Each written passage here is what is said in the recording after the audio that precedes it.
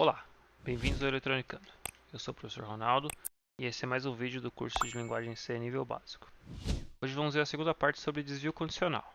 O switch case permite selecionar uma entre várias ações alternativas. É uma estrutura conhecida como uma decisão múltipla.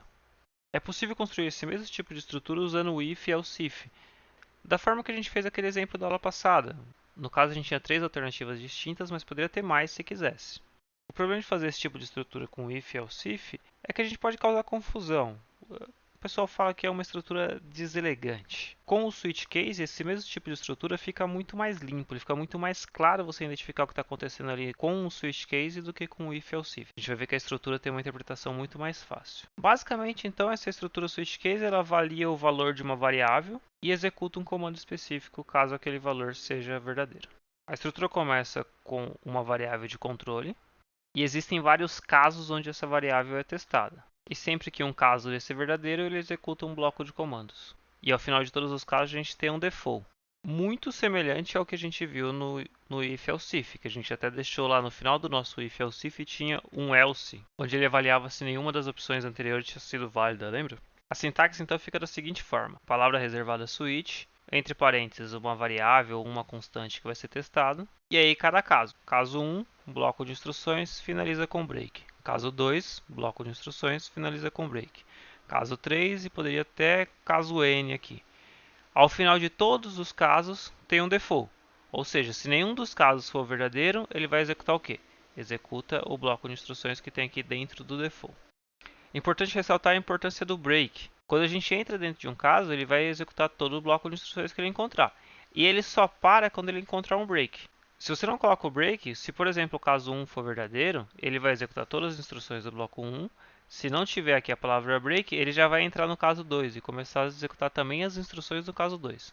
Então sempre para desviar, para ele sair desse bloco, para ele sair de dentro desse caso e ir lá para baixo para o final do nosso switch case, tem que ter o comando break.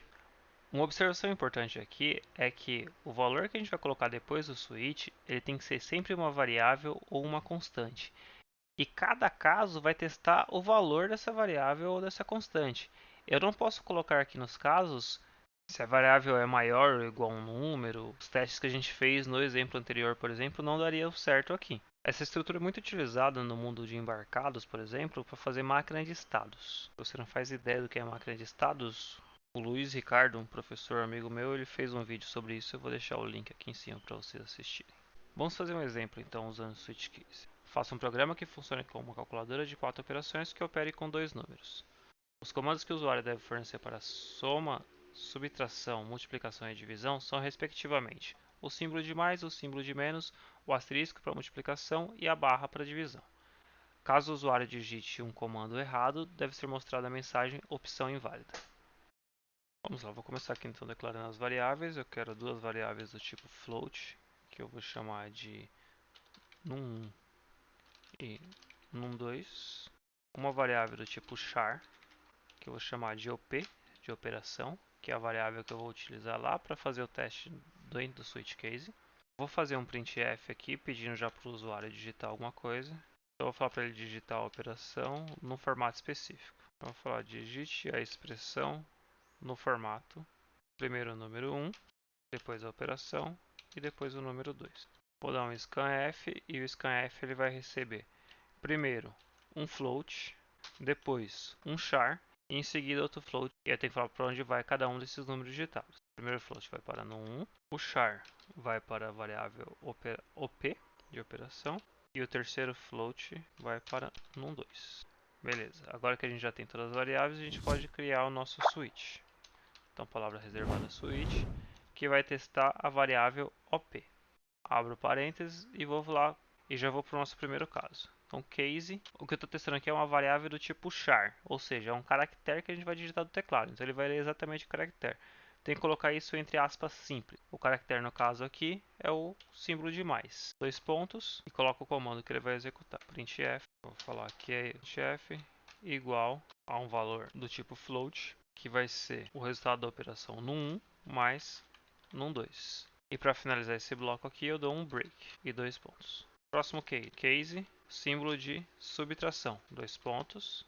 Vou até copiar aqui de cima, que a operação é quase igual, mas vai ser no 1 menos no 2.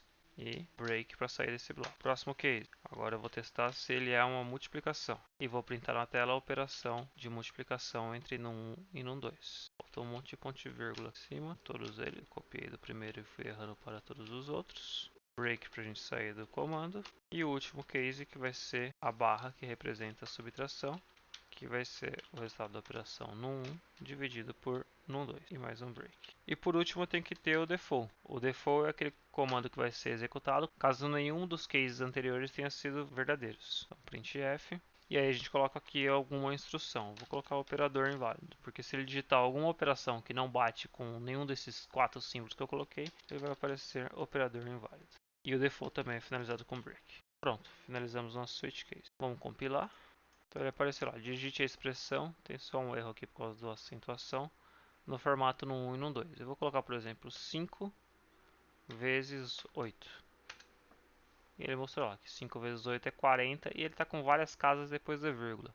A gente pode até melhorar isso aqui um pouquinho. Então eu vou colocar aqui ó, no meu %f aqui, eu vou falar quantas casas depois da vírgula eu quero. Então se eu colocar ponto 1, isso significa que eu vou ter duas casas depois da vírgula. Vou colocar ponto 1 para todos eles. Então vai aparecer 40.0. Então vamos lá, vamos testar todas as operações. Primeiro eu vou fazer a operação de adição, então eu vou colocar 5 mais 9, 14. Beleza. Agora vamos fazer subtração. 50 menos 20, 30. Multiplicação, 5 vezes 10. E por último a divisão, 25 dividido por 5. Vou testar algum operador inválido agora. Então se eu digitar, por exemplo, 8x5. Posso confundir aqui, né? O operador, em vez de colocar o asterisco, colocar um x. E aí ele deu lá, operador inválido. Ele não entendeu essa operação, porque esse x não foi testado. Eu até poderia mudar o programa aqui e a gente testar o x. Se eu fizer isso aqui, já resolve. Case, entre aspas simples, a letra x. Case, aspas simples, x. Aqui eu estou fazendo o seguinte, eu estou usando um bloco de instruções para 3 cases diferentes, sem problema nenhum. Se qualquer um desses for verdadeiro, ele vai cair aqui dentro. Vamos rodar para a gente ver. Vou colocar 10x5, deu 50. É uma forma de a gente utilizar vários cases executando o mesmo bloco de instruções. Com isso a gente finaliza a parte de desvio condicional. Na próxima aula a gente vai começar a ver laços de repetição.